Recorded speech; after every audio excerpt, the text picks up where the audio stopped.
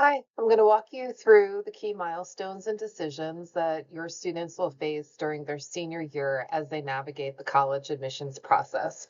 So, my goal is to make this process more transparent and manageable for you as parents, so you feel empowered to support your student during this exciting and sometimes stressful year. The summer before senior year is when everything begins. So this is the time to narrow down the college list. We want to make sure it includes a balance of reach, target, and safety schools based on academics, finances, and fit. So if you haven't yet visited colleges, either virtually or in person, this is a good time to start. Campus visits, again, really help students understand what they value in a college. And just as important, essay writing. So that's something they can be working on. That Common App essay should be started in the summer to allow for plenty of time for revisions.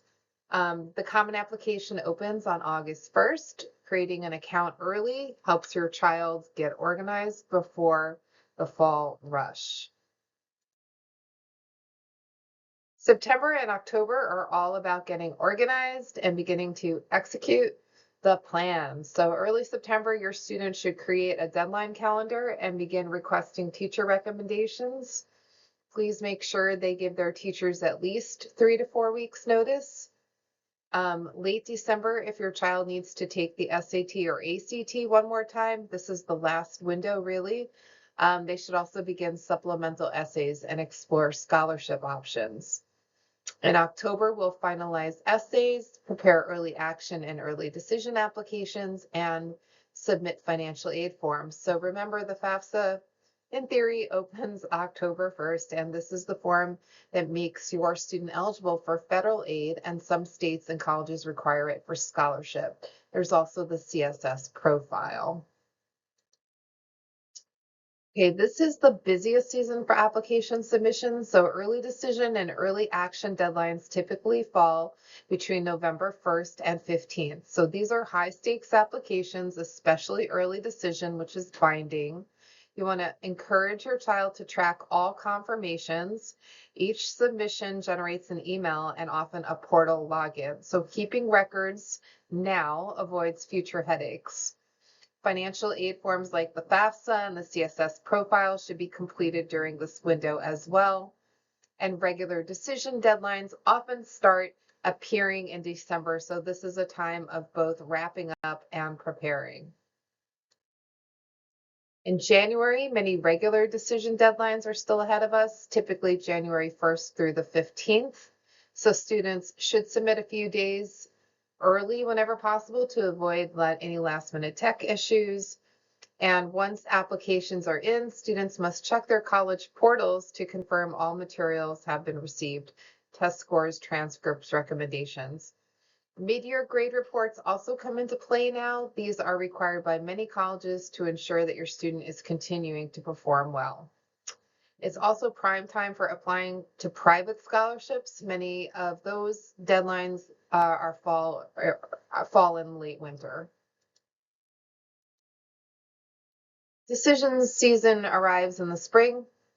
Regular admissions decisions typically come out in March and early April, while students who applied early will have heard by December. So this can be an emotional roller coaster. Your support matters more than ever. This is also the time to compare financial aid packages side by side. Look at the total cost of attendance and understand the breakdown of grants versus loans. You're going to want to encourage your child to attend admitted students events. So visiting campuses after acceptance can help clarify final decisions. And if needed, we can work with you on financial aid appeals, especially if there are updated circumstances or better offers to negotiate with. May 1st is College Decision Day, the national deadline to commit to a school and submit your deposit. After that, students should decline their other offers, and this is a courtesy that can also help other students on wait lists.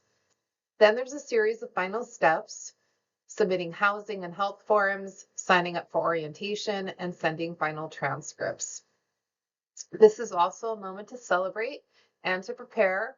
your student is about to leave high school behind and begin a new chapter. So you want to consider helping them with summer orientation, setting up health services, and starting early conversations about independence, responsibilities, and self-care in college.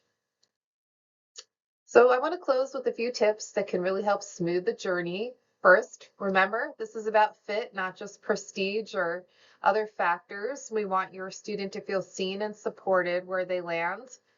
We want to help them manage their time, so create a big picture calendar with them and encourage steady progress over last minute sprints. And when it comes to essays, feel free to offer feedback, but let their voice come through. This is about who they are, not what sounds impressive.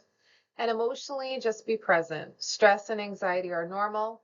If things feel overwhelming, we're here, and we can also connect you to support. So finally, start financial conversations now. What's realistic for your family? What are the deal breakers?